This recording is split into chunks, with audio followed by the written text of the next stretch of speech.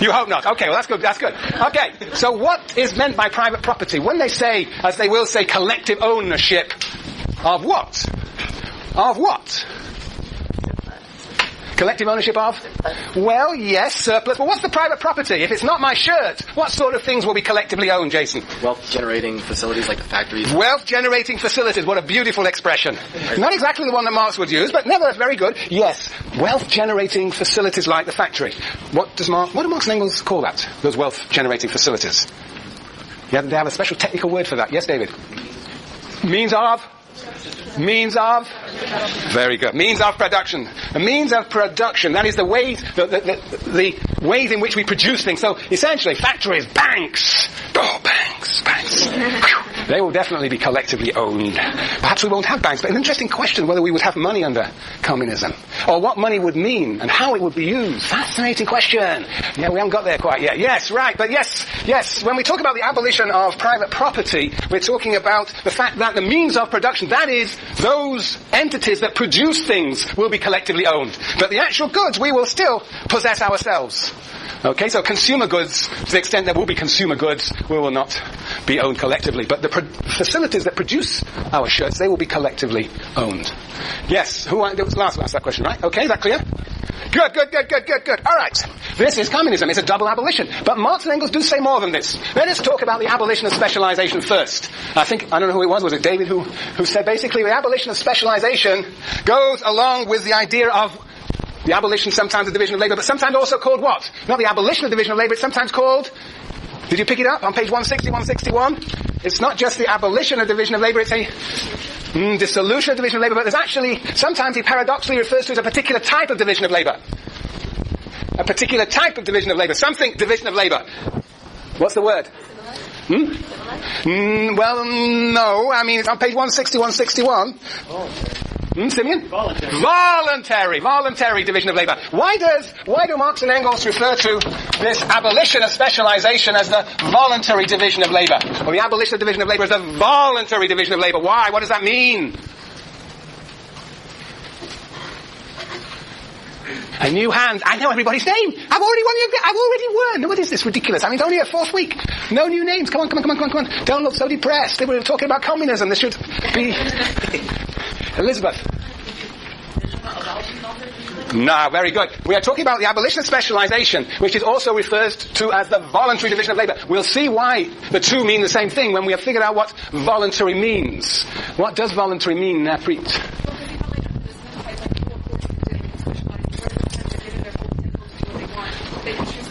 Right, excellent. They are choosing what they will do.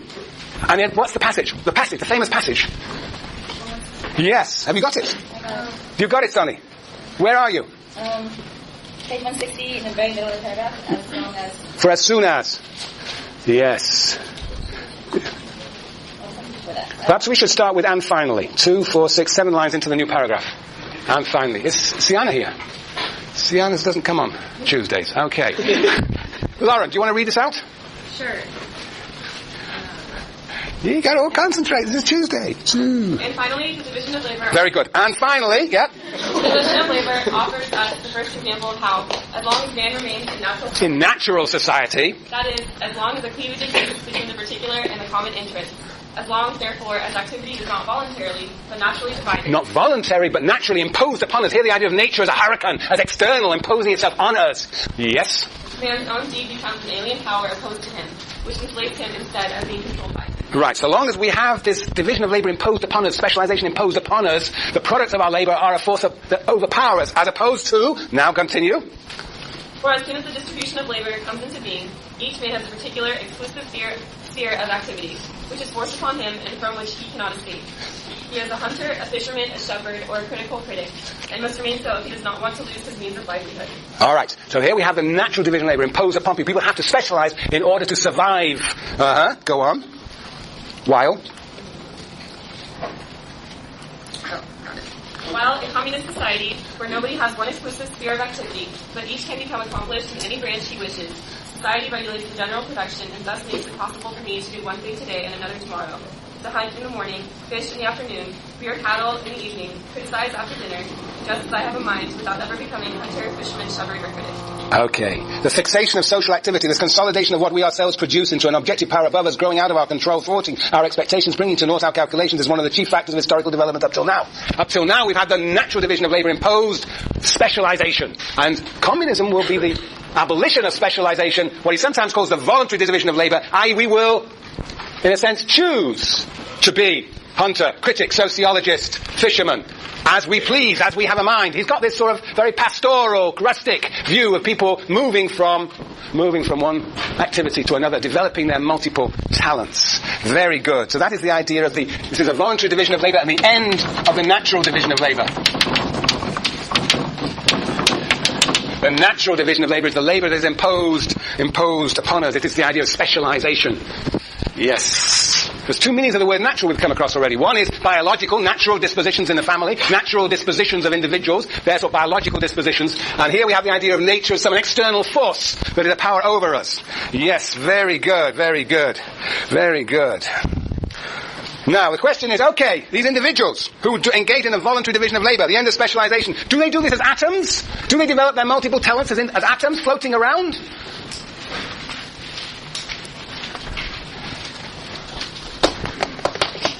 Now, please. Didn't you mention in the earlier discussion about the fact that labor comes from a manipulating nature? Now it's Yes. Indeed. In order for us to survive as human beings, that was the first premise of all this, we collectively, we enter into social relation that involved the transformation of nature. Now, the question is whether that transformation of nature is something that we determine collectively or becomes a force over us. Workers in that pin factory, they sell their labor power for a wage.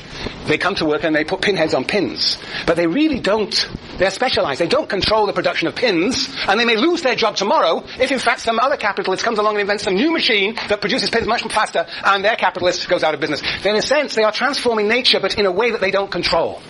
And what Marx and Engels are saying under communism, we will collectively control that transformation of nature. Right? And we'll see what it means exactly under capitalism, and indeed under feudalism, not to control that transformation of nature. Yeah. Right, but still the question is this. How do people develop these varied abilities and talents? Just as atoms, bits of dust in the air? Is one crucial. What's the fourth premise of all history?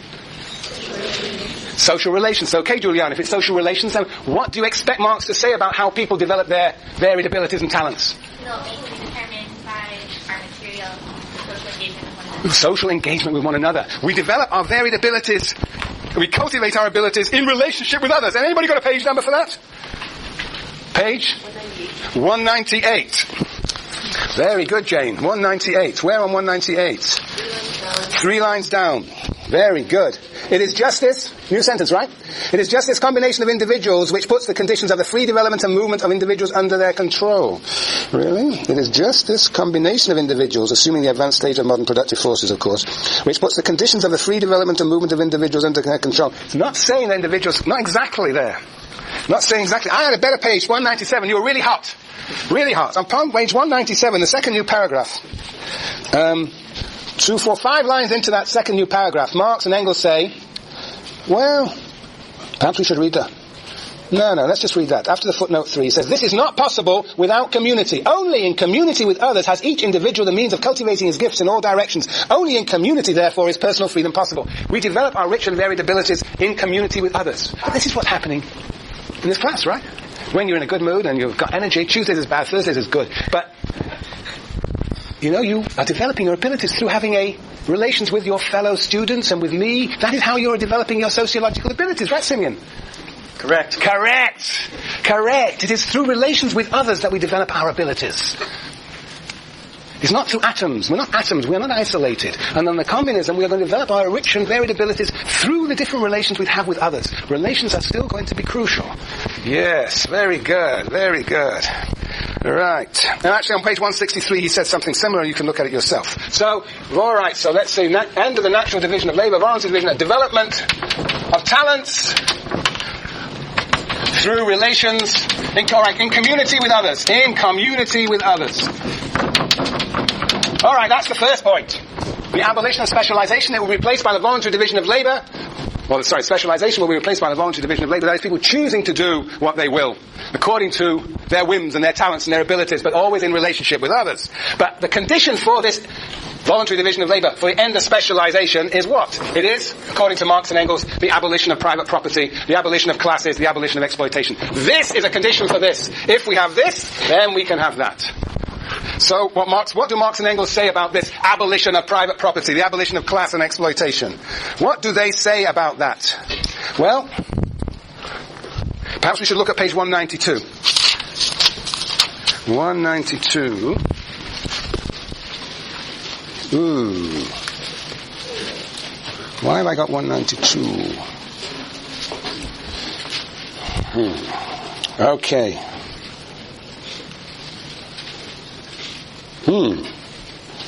Okay, 192, the new paragraph. Who wants to read it out? Who's in a reading mood today? Ian. New paragraph from 192. Only at this stage. Only at this stage does self-activity coincide with material life, which corresponds to the development of individuals into complete individuals and the casting off of all natural limitations. So this is the idea of the voluntary division of labor, the end of specialization. Go on. The transformation of labor into self-activity corresponds to the transformation of earlier limited intercourse into the intercourse of individuals as such. With the appropriation of the total productive forces through united individuals, private property comes to an end. Okay. So, with the appropriation of the total productive forces through united individuals, private property comes to an end. So, we are talking here about abolition of private property comes together with the idea of collective ownership. It says very specifically here, the appropriation of the total productive forces, those are the things that produce wealth that Jason was talking about. With the appropriation of the total productive forces through united individuals, collectively, society, we own the means of production. Private property comes to an end. And that, indeed, is a necessary condition for this voluntary division of labor. The end of classes, the end of exploitation. Yes. And we could look at other places. Where else does he talk about this? Has anybody got any nice passages where he talks about the abolition of private property and the way society will collectively own the economy, essentially? Anybody got any other pages?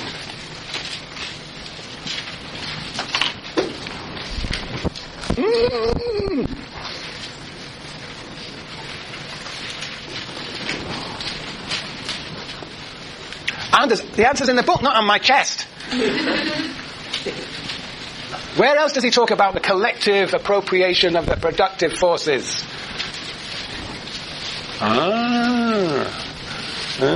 Chelsea.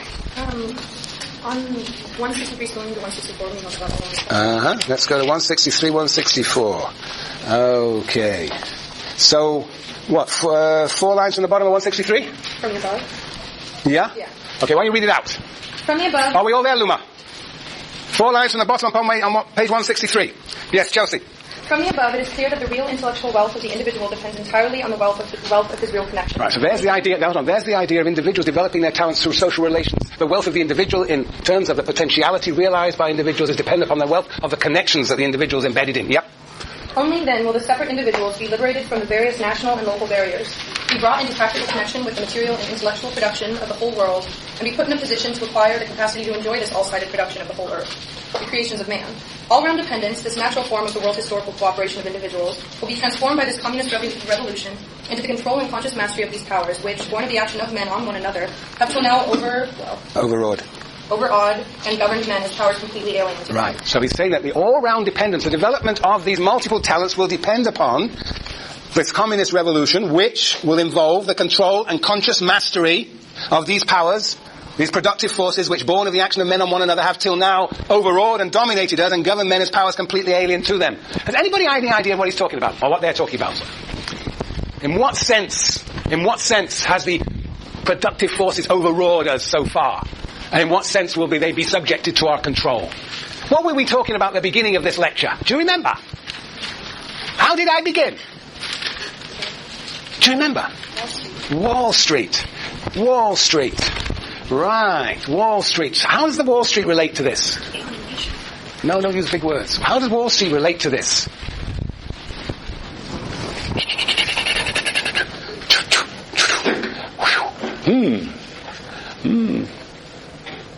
Why don't you all stand up? Come on, stand up. Stretch out. Stretch out. Stand up. You'll feel